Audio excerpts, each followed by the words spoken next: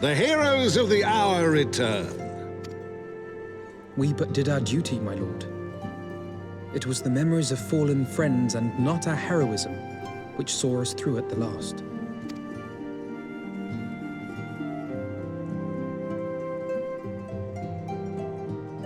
I gave every ounce of my strength, but mine efforts would have counted for naught had the Warrior of Light not arrived to challenge the Great Worm. As a sworn knight of Ishgard, I had hoped to do more for my city. Well, we cannot all be heroes, dear brother. Let us put away our pride for a moment and revel in the valiant deeds of our comrade. For your sterling service to Ishgard, we salute you.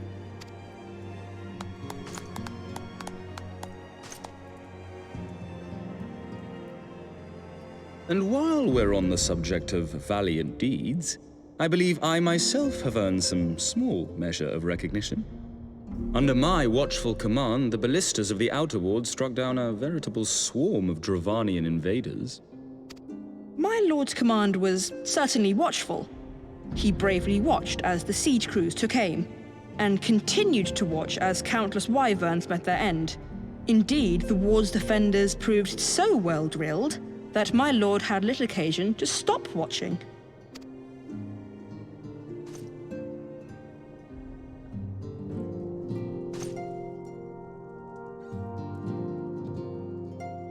There will be time enough to determine who is most deserving of recognition later.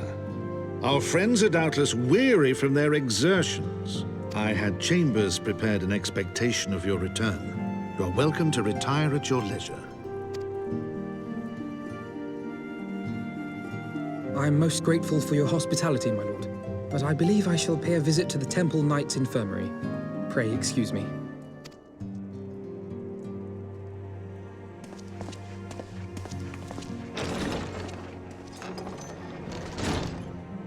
Our master Alphino has grown. The plight of his stricken brother-in-arms pains him more than his own hurts. In which respect he has come to resemble you, Warrior of Light. Go then, visit the Azure Dragoon, and grant him what comfort you may.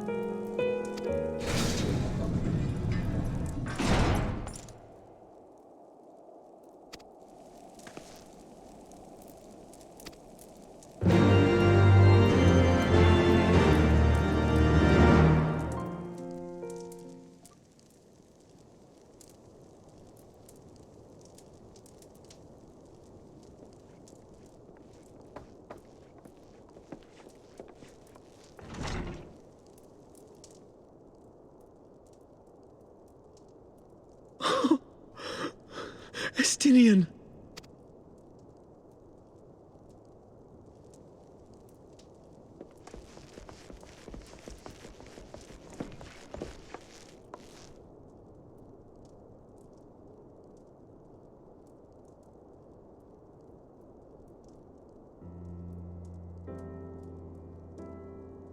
Cease your mewling, boy. It grates my ears.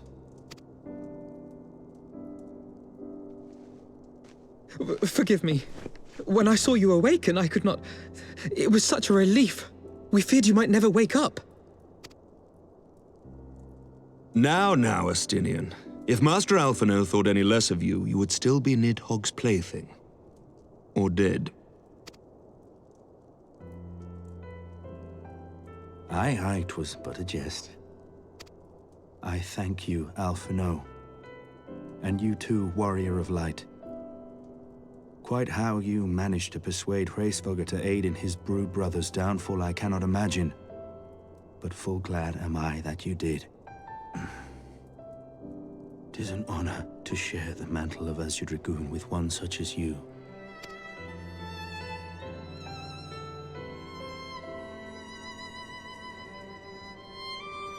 I, for my part, owe you an apology. When last we met, I did willingly loose an arrow at your heart. Can you forgive me? There is naught to forgive, Emmerich. You but acted in defense of Ishgard as is your duty.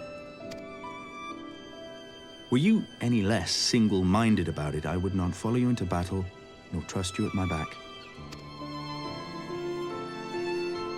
Besides, I had come to the selfsame conclusion that I would have to perish for Nidhogg to be stopped. So let us dispense with the hand-wringing. I have heard enough mewling for one day. Oh!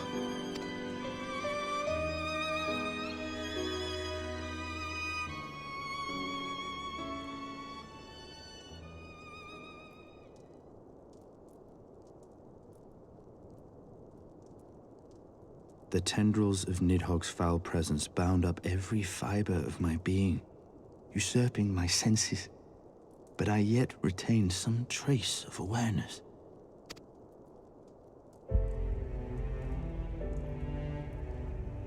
The worm's mind was as a vast and tumultuous sea.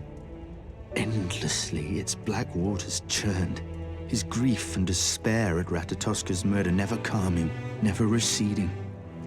Driven by this surging current came wave upon wave of unrelenting rancor. It was the very image of my own heart. There I saw the dark reflection of the hatred I felt after Nidhogg slew my family, when no path remained save vengeance against dragonkind.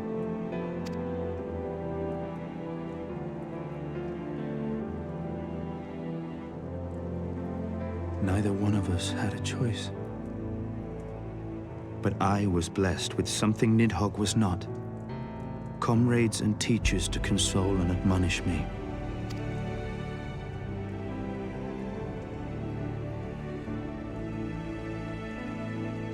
Had I not had them to gainsay my obsession, it would surely have consumed me as Nidhogg's did him, and we would have been in all respects alike.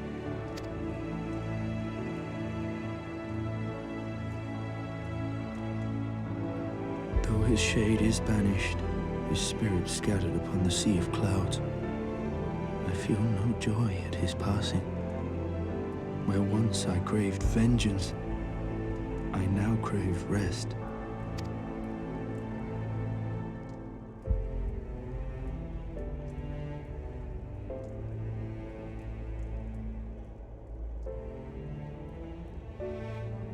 Lord Commander, my hunt is at an end. I would lay down the mantle of Azure Dragoon. My friend.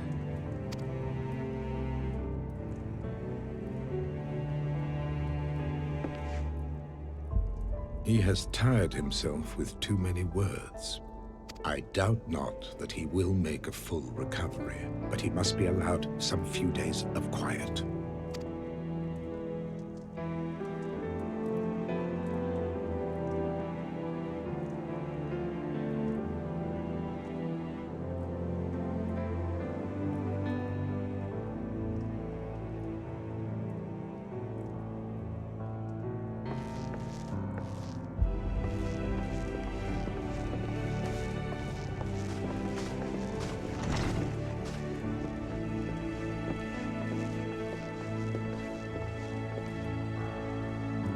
I too must see my path to its end.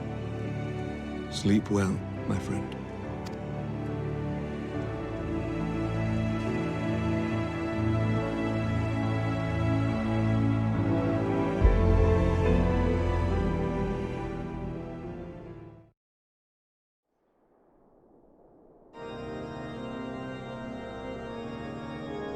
Following the battle with Nidhogg on the Steps of Faith, Sir Emeric called an assembly that he might make his final proclamation as acting head of state.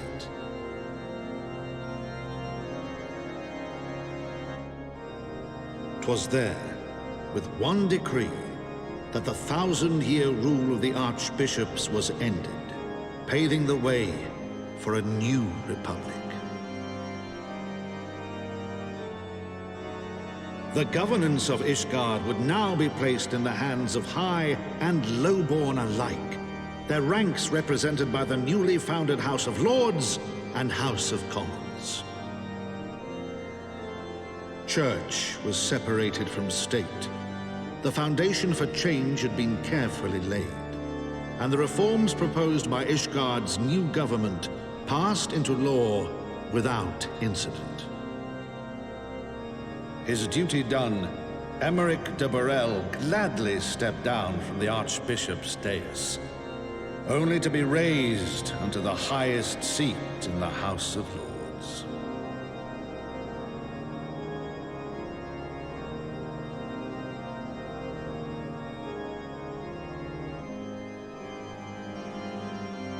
Though he strove at first to refuse this honor, the unexpectedly strident voice of the Count de Durandare left him little choice but to accept.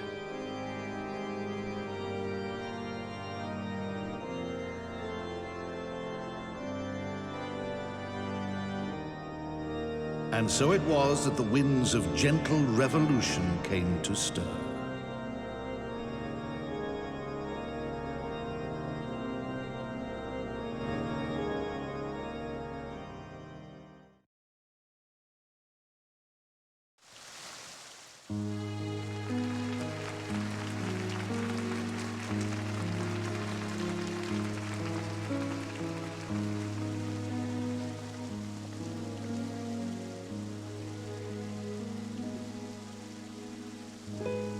Prominent among the many honored guests at Sir Emeric's investiture were the ambassadors of Dragonkind, a fitting symbol of Ishgard's newfound peace.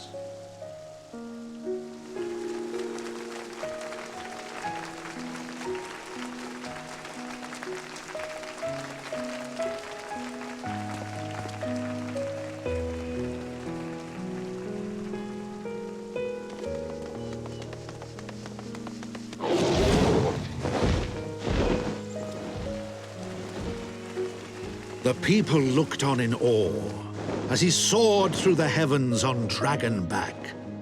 And by their cheers did they hail him an azure dragoon for a new age.